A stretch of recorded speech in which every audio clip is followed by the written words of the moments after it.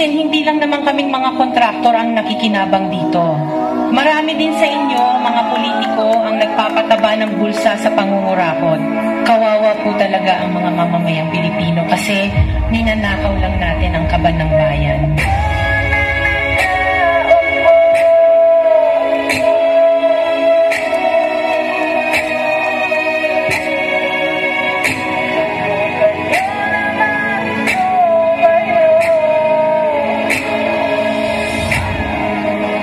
Ba tayo nahiya? Ang mga mahihirap mas lalong naghihirap. Tao po, nandyan po ba kayo sa loob ng malaking bahay at malawak na bakuran? Mataas na pader, pinapaligiran at nakapilang mga mamahaling sasakyan. Mga bantay na laging bulong ng bulong, wala namang kasal pero marami ang nakaparong. Lumakas man ang ulan ay walang butas ang buong mga platong kutsara na hindi kilala ang ito. Kung may mga proyekto ang gobyerno na substandard o kapag ang pagkakagawa, meron din mga ghost project. Pinondohan ang ating mga pulis at ang gobyerno. Pero nihak, niho, wala pala. Hindi kayo.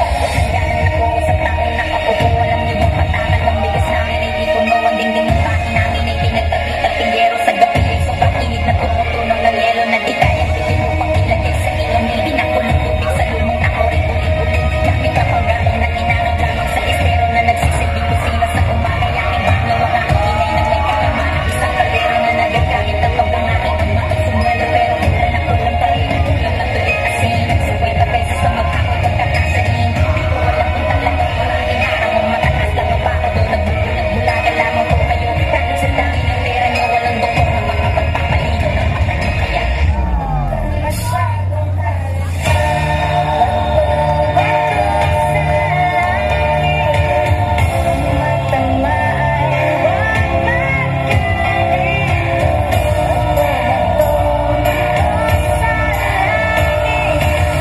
ang matamaan ay huwag masyadong halata masyadong halata